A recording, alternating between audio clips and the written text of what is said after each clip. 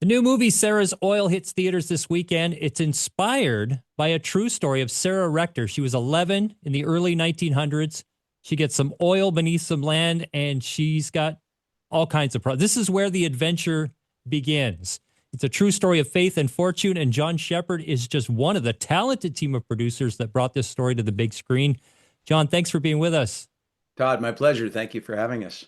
Did I stay spoiler free enough, or can we share a little bit more of Sarah's story?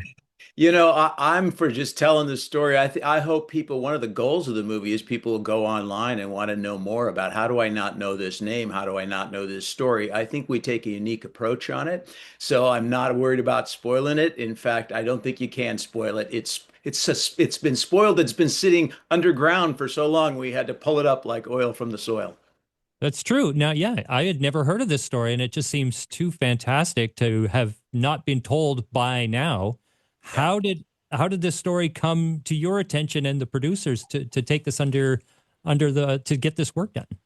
It's always an amazing journey. I start with the end in mind. I'm looking for, is there money for stories out there and who's got it? And people tell me, well, we would fund movies, but nobody makes the kind of movies we want to see. And I always say, well, what kind of movie do you want to see? We want to see a story about somebody who achieved the American dream, that came from nothing, that overcame incredible adversity. And I said, well, I've got a story, which I didn't, but I knew there was one. And I thought it was going to be contemporary. I talked to Cyrus Narasta, my partner, sometimes director, producing partner. He said, I've got a story, but nobody's heard it. It's from the turn of the century. And he brought me this script, and I was just blown away. It was incredible, Todd. Oh, wow. The script was already written, just waiting. No, it wasn't written, but Cyrus is the kind of guy, he's a historian, he's a researcher. He knew of it, but he started digging and he and Betsy, his wife, wrote this amazing script. It took time, but so did Sarah's story all these years. I think it was waiting for Cyrus to get a hold of it and get it out there. Wow. Well, it's been waiting long enough, I Yeah. would say. And I, it's great that it's finally going to hit the big screen. yeah.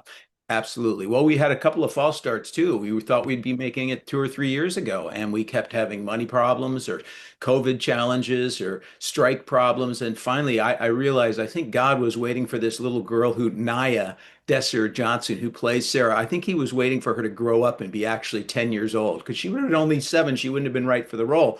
She's amazing and so inspiring and just captures the spirit of Sarah Rector. I want to talk about her in a second, but I have to ask, it's a story of faith and fortune. Now we know the fortune part. I mean, it's oil. I Yeah. mean, it Yeah. was worth something back then. It's worth a lot now. Yeah. Where does the faith part of Sarah's story come in? Well, I think anybody who's ever chased a dream, myself included, anybody who's ever come from nowhere, overcome incredible odds, realizes it takes a lot of faith. And Sarah was somebody who just had a devout belief. She was a listener.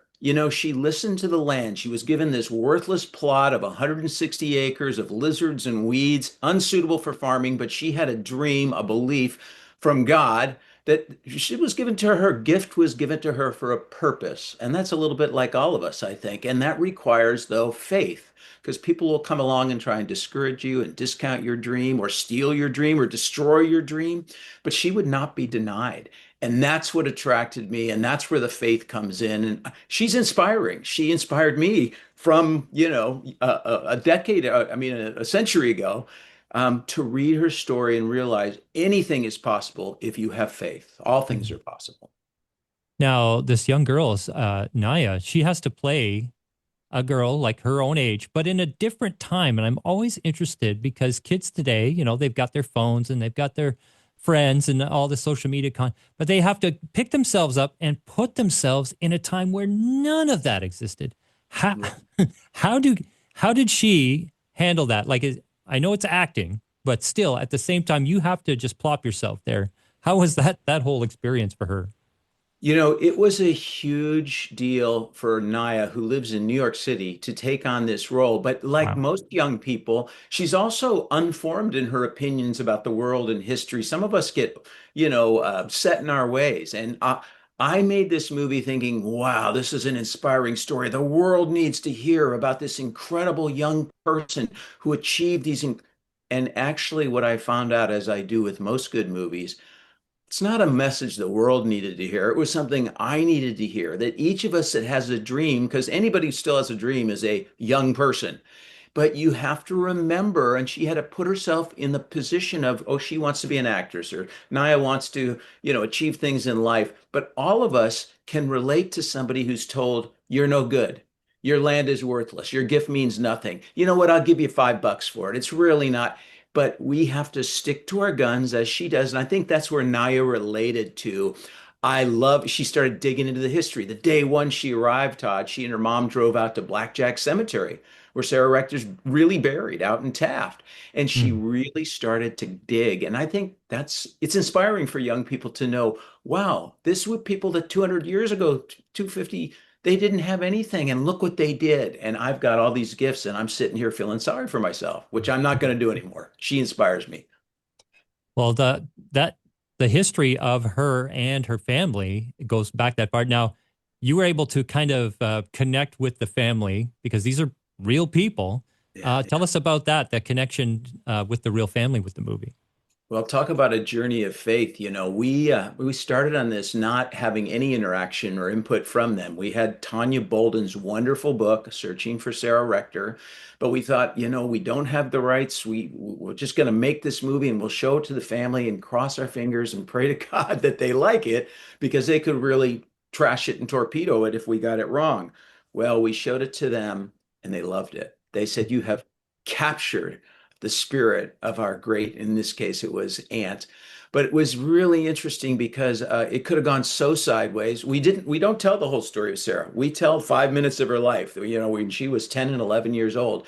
But there's something about her that rang true, the faith, the reliance on family, the commitment to finding her fortune. But also she had friends. She got by with a little help from her friends, as we all do. And I think those are the ingredients of a great story. Yeah. Now, did you find that in researching her? I mean, we see it all the time where, young people get fame and fortune a little too early than they're ready for. And it doesn't always end very well. What impressed you about Sarah and her character to have all that come her way, and to just be who she was even all through that?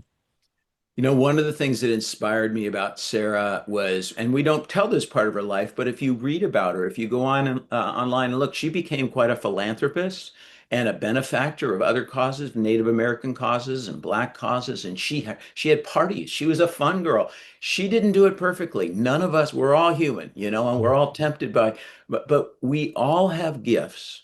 And there's a line in the movie said it's no sin to be poor. It's just a sin not to, use the gifts you've been given. So whatever you've got. And she had nothing, but she turned it in and gave back. And I love stories about giving back where people, what we make in life is called earning a living, but it's what we give that makes a life. And that's what inspired me about Sarah's. I was like, who's the next young person that's going to be a Sarah Rector? Well, maybe I need to be a Sarah Rector. Maybe I need to give back. That was, again, the message I needed to hear. Awesome. Well, we know how it's affected you and the whole cast. How do you want people to feel when they're walking out of the theater seeing Sarah's Oil? I'm a father of three daughters, and so I just love the indomitable spirit of this girl. I want people to come out and really believe and know that with faith, all things are possible. She takes away from this movie family, again, the importance of community, that we all get by with a little help from our friends, and ultimately faith. We've all been given a worthless plot of land, some real estate, whatever gifts that people have tried to, in some case, destroy, in some case, steal from us. And she refuses to sell her birthright. And that's what I want to encourage my daughters and others that come out of the theater, myself, to not go cheap, but realize the soul. It's not what we make. It's not the gusher. It's not all the money. It was the journey, the relationships, the difference she was able to make in other people's lives by inspiring them to have faith and to come together. I think it's a relevant message for our times. And I think it's a beautiful story. And I just think Naya just nails it. So I hope they come away being hopeful, inspired, and excited to go, what do I have of value? And what can I do with it to give back? Because in the giving, that's where we get blessed. Awesome. It's Sarah's Oil opening in theaters this weekend.